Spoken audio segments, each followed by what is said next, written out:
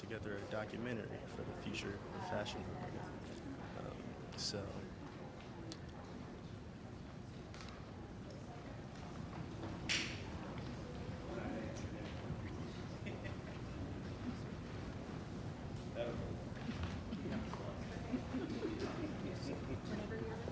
All right, it's on me? All right, cool.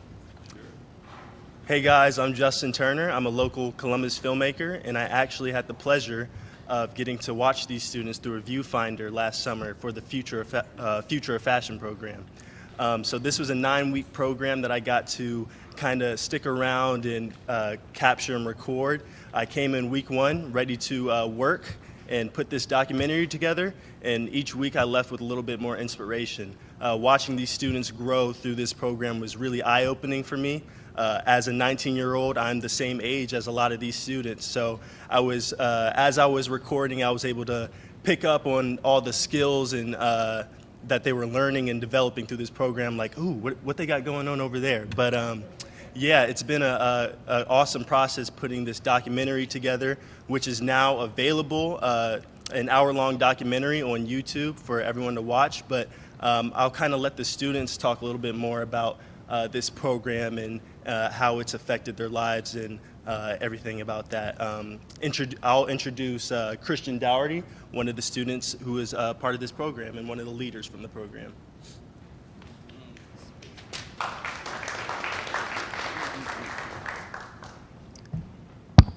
How y'all doing?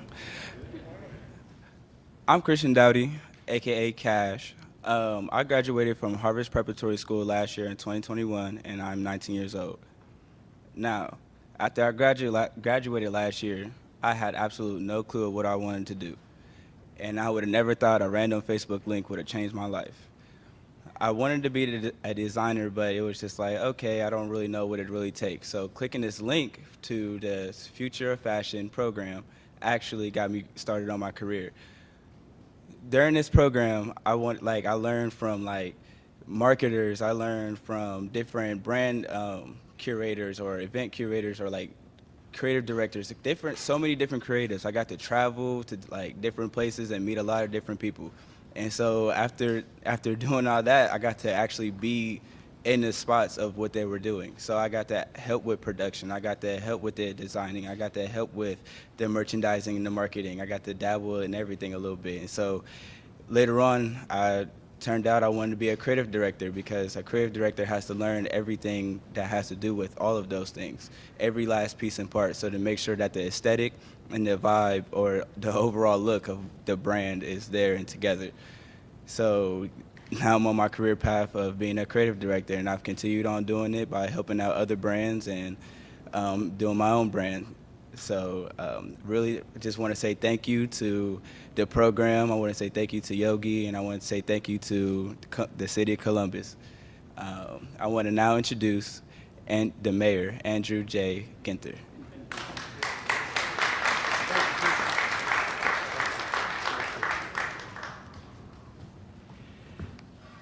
Thank you, Christian, for the introduction, and the Idea Foundry for hosting us here today, to Council President Hardin, Councilmember Remy, all of the members of Columbus City Council, President Crawley and her fellow Franklin County Commissioners, Dr. Dixon and Columbus City Schools, and all our city departments and partners who work together to help make all of this happen. This is a great day here in the city of Columbus, here in Franklinton, where it all began, Columbus's original and first neighborhood. And so excited to be sharing with you all today some great announcements. A special shout out for today goes to Yogi Terrell for always being such a tremendous role model and for always finding new and creative ways to apply his passion, his creativity to uplift our community here, the Idea Foundry, and other spaces across our city. There wouldn't be a Columbus Fashion Alliance without Yogi, and just so grateful for his partnership and work.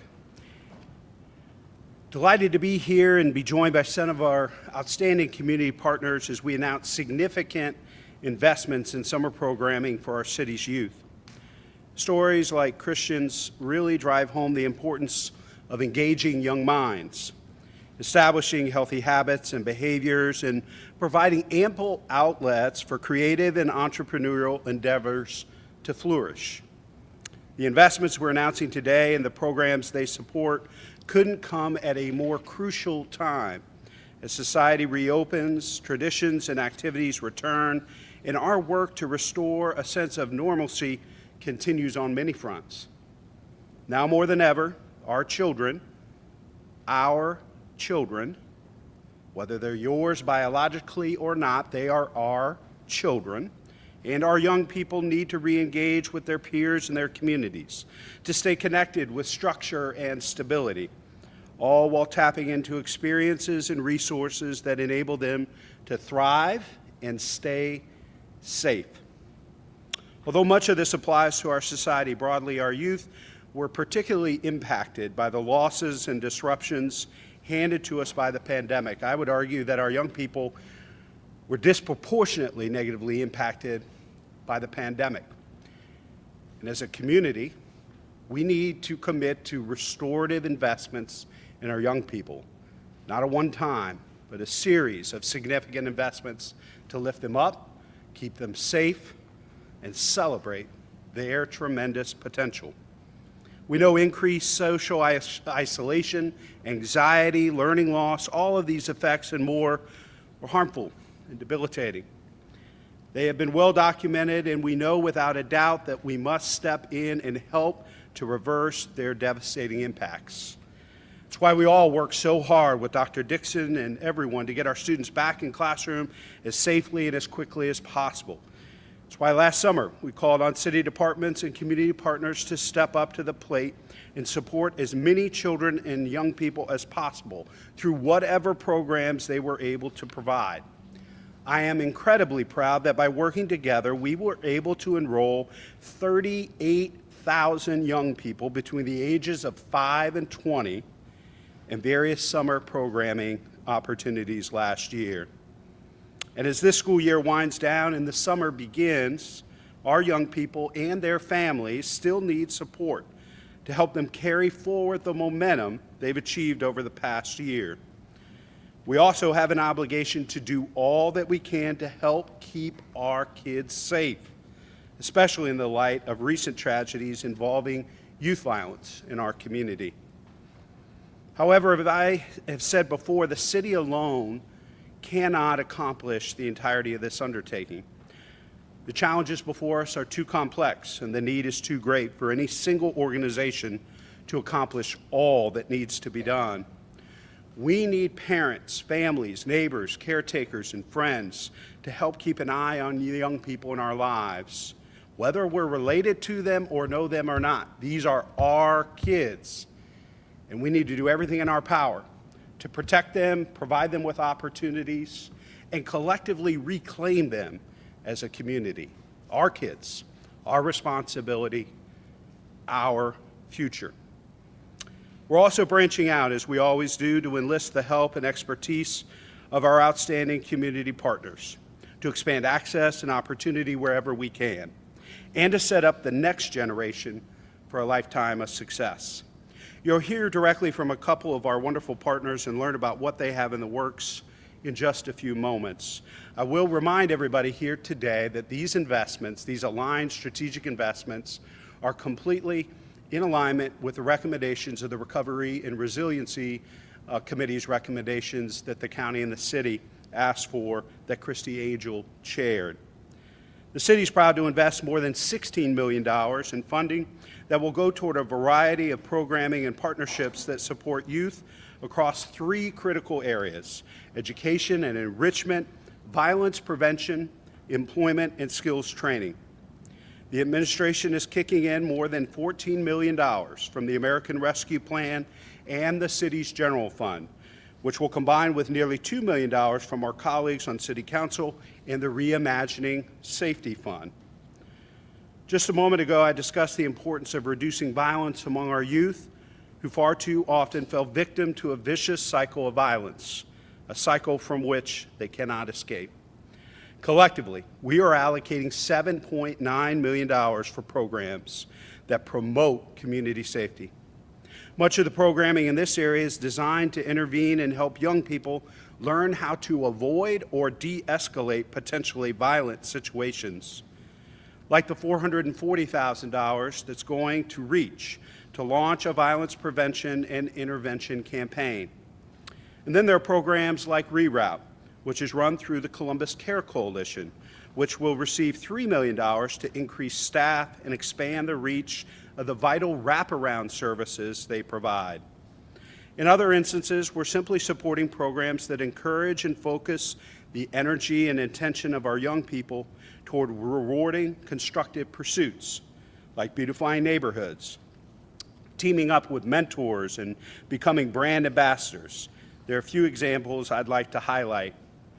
$300,000 will go to Warhol and Wall Street and their work with the city's Department of Neighborhoods and My Brother's Keeper to help young content creators excel as brand ambassadors, brand executors, and program influencers.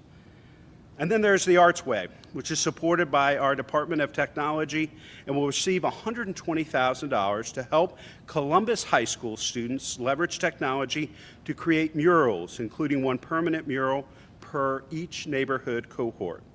These students will learn under the experienced leadership of professional artists. And one of the students from last year's group and a member of the Franklinton cohort in particular is here, and I just spoke with her just a few minutes ago, Emerson Files. Where are you, Emerson? Emerson is talking a little bit to me about what she learned and is excited about taking her efforts to the next level. And she's going to be working with her instructor this summer on additional murals in the community, one along the Olentangy Trail she's particularly interested and excited about. To share more about this announcement, particularly from a workforce development perspective, please welcome our partner in this work, Council President Shannon Hardin.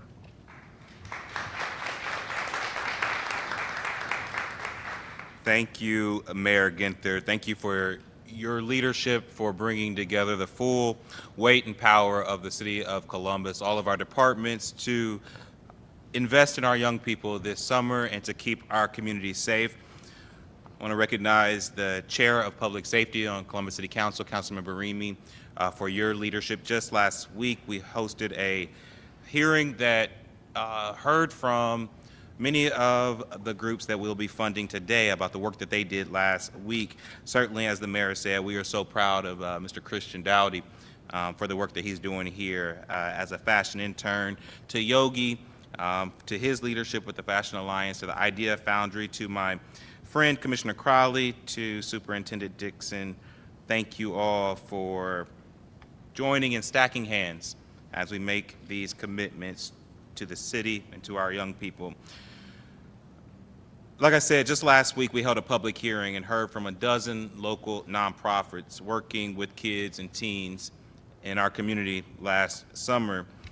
I love to see their passion for helping our kids grow up and helping them grow up safely. You heard the mayor. The city and our partners are stepping up with a major investment in a diverse mix of safe, fun, creative partnerships and programs to make sure our kids and our teens know that they have amazing things to do this summer and chances to get internships and to get jobs. From day camps to neighborhood beautifications, from violence prevention to STEM training, there's a lot going on, and it will help us all have a better summer. I'm a true believer in the learn and earn model, because when I was growing up, my parents made clear to me that I had to make some money over summer. I was expected to find somewhere to work. We all remember our first job. Mine was working at Wyandotte Lake. For the youngins, it's now Zumbizi Bay. It didn't quite lead to my current career, but it did teach me and my friends to work with people, how to engage with folks. Summer jobs put extra dollars in our pockets and keep us out of trouble. And we're doing all we can to be there for our young people this summer because we believe in them. City Council wants them to have the same kind of opportunities that we had. And yes, they can apply at Zumbizi Bay or even at the City of Columbus. We have lots of jobs in the Recreation and Parks Department. I saw Director Reese here. For speaking for our Chair of Recreation Parks, President Pro Tem Elizabeth Brown, I must say that if you're interested in a job at Recreation and Parks, go to columbusrecparks.com/connect/employment. There are jobs for you there. This is a good plan. It's good for our teens, it's good for our economy, it's good for building them up to be the workforce of the future. Like I always say, the most successful cities of the future will be those that focus on talent development, and that starts with our children. Today we are announcing the city's $15 million plus investment, about $2 million of that fund coming from City Council's Reimagining Safety Fund. I'm excited about the groups we're funding. To name a few of them, Legacy Youth Sports, who engage thousands of kids via structured competitive youth sports programming. The Martin de Porres Center, providing enrichment experiences to young Latina residents. Urban Scouts for their entrepreneurship training. The Children's Hunger Alliance, because we know our kids cannot go hungry. And there are many, many more on this list, and we're excited for you to hear from them. I made this point the other day at our hearing on youth summer safety, and the mayor made the point today that looking at the stats around violence and safety, looking at the demographics of those who it affects, the conversation can sometimes make one think that our children are inherently violent, are inherently hard to reach. But the mayor said it right. What they have gone through over the last 2 years with this pandemic, being separated from schools, from churches, from organizations that are able to help them and uplift them, what did we think was going to happen? Our children have to be the source of our best and greatest hopes and dreams and aspirations, not something that we fear. They have to be loved on, not something that we are afraid of. And these sets of investments that we are making as a community, from the city schools to the county commission to the city of Columbus, all the way down to the folks who are out on our streets every day and night working with our young people, they will make a difference. They will inherit this city. They will inherit this city. It is theirs, and we owe it to them. It is my honor to introduce my friend and a partner in this great work, the leader of the Franklin County Commission, President Erica Crawley.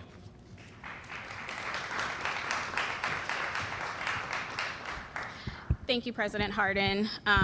Thank you for your leadership. Thank you to the mayor, Councilmember Remy, Superintendent Dixon. Thank you so much for your leadership as well. To Yogi and the Idea Foundry, we really appreciate you hosting us today. Thank you for your leadership, and the county is honored to be a partner with you in your creative space in this work. I will not repeat what the mayor and Council President Hardin said about the challenges that our youth face. We know that they have gone through a very difficult time, as we all have, but especially for them as they were separated from their peers. I got a message the other day on Facebook from a resident who asked me, was I okay with some youth like stealing cars, and what was I going to do about it? And I said I couldn't do anything about what had already taken place, but I am committed, and my colleagues at the Franklin County Board of Commissioners are always committed to providing opportunities for our youth to be able to thrive and not just survive. We know that when we give them opportunities to be successful and be able to build those social bonds and mentorship and earn money at the same time, that it can change their life course.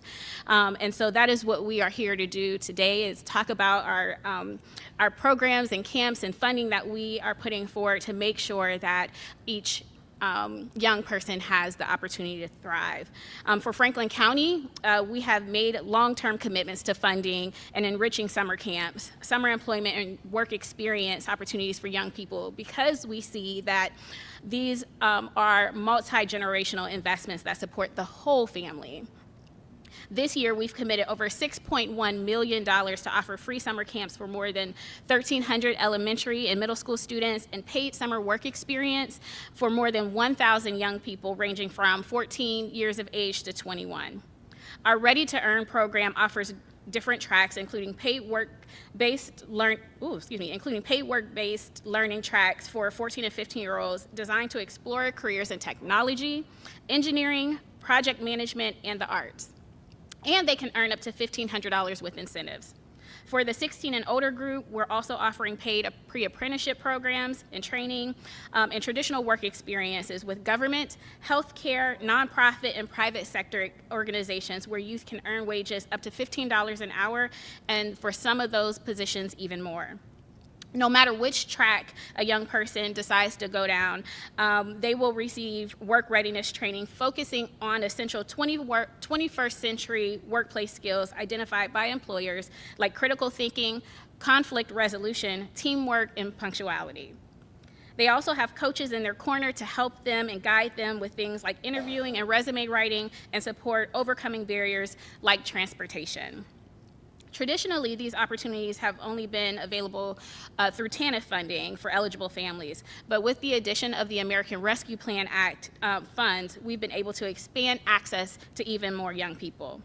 So we are grateful for our partnerships with community providers and employers like the Columbus Urban League, the Godman Guild Association, Tech Corps, Lead the Way Academy, St. Stephen's, Ohio State, and Nationwide Children's Hospital.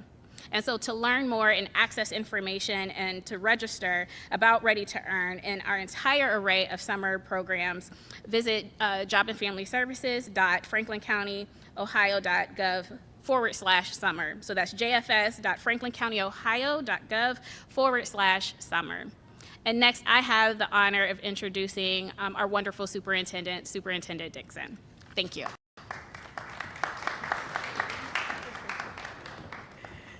Thank you. When I walked in this place this morning, I said, oh my gosh, you think about reimagining and being so creative and the energy that this space brings, it really affirmed why we're here again. And to thank my colleagues in this work, to our mayor, to Council President Hardin, to Councilman Remy, and to County Commissioner Crawley, thank you for reimagining what summer programs could be for our students. Thank you for reimagining the opportunities that we could afford our students when we all work together. And the partnerships, Columbus City Schools, we say the power of one. This is another example of the power of one. One city united and putting our students first. I am so glad that we are continuing to be committed to that, and Columbus City Schools is committed to keeping kids engaged in the summer as well. We're providing unique opportunities for our students to continue growing academically and socially. The 2022 Summer Experience, we have renamed it, is it Summer Experience, not Summer School, is a free 6-week program open to all pre-K through 12th grade students and runs from June 21st to July 28th. To date, we have more than 4,500 students registered for our upcoming summer experience. We have continued our partnerships with the Columbus Zoo, Franklin Park, and several others. And we have also established new partnerships. Our teachers and our community partners have created robust, hands-on enrichment opportunities that will both challenge and excite our students. This year, we have expanded our program to include project-based learning from our Pathway Express weekend program, which our students and families enjoy throughout the school year. And those lessons include entrepreneurship, family and consumer science, fine arts, STEM, world languages, and cultures.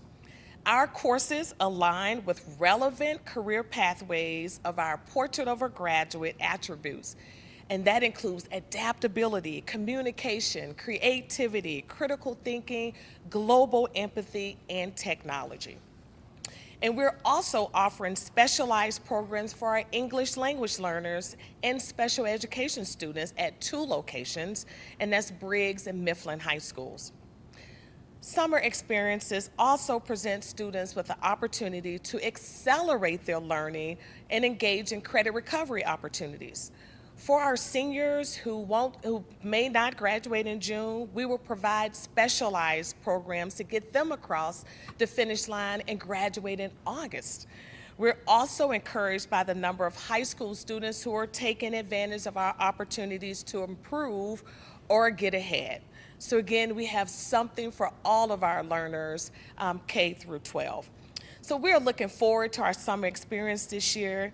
At the same time, we also realize the community has opened up, and we know there are going to be other opportunities for our students throughout the community. And so there are more options beyond summer experience that we're going to be engaging our students. And that is so encouraging, again, because our community has continued to say that we want to join hands to make sure that all students in the city of Columbus are supported with opportunities, engaging and learning opportunities. So thank you, and I'll turn it back to Mayor Andrew Ginther. Thanks, Doug.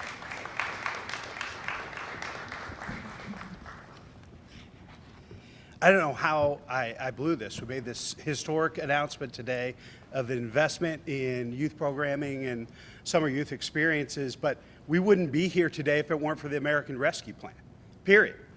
And so I want to thank President Biden, Senator Sherrod Brown, Congresswoman Joyce Beatty.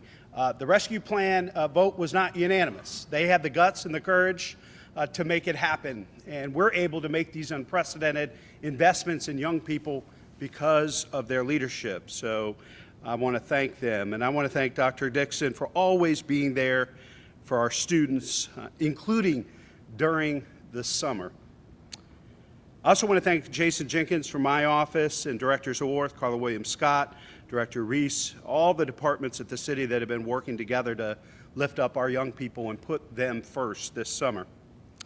This announcement and the funding we are providing is so important to our community and our ability to finally move beyond the challenges of the past few years. We're committed to keeping our youth safe, healthy, and active. And this includes getting vaccinated and boosted, if you're eligible, and considering wearing a mask in public if you're not. We're committed to supporting and expanding resources and strategies that empower youth with the skills and activities they need to adjust to the change in pace, structure, and routine often inherent in the summer months.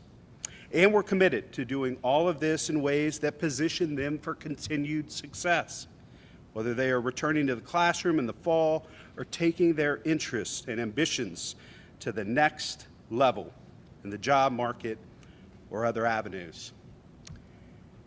And I want to close with a challenge to the press. There has been a lot of coverage of young people, sometimes not in the best of light over the last few years. I challenge each and every one of you to tell Christian's story, Michaela's story, Justin's story, Emerson's story. There are so many young people doing incredible things in this community, and they deserve to have their stories told too.